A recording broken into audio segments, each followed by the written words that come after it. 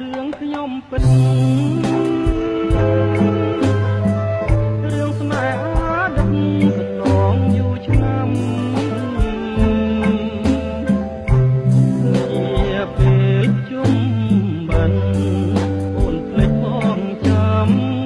ស្នេហ៍ប្រត់ស្នេហ៍កម្មស្នេហ៍ក្រំអរ៉ា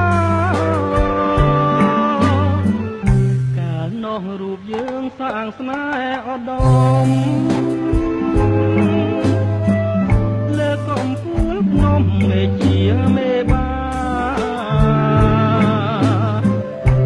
ខ្យល់បិណ្ឌចាយជើសូមធ្វើចៅមហាបាំងស្រីបាំងសាសូមខ្លួនជាភ្ញៀវអូនស្បត់អូនស្បាក់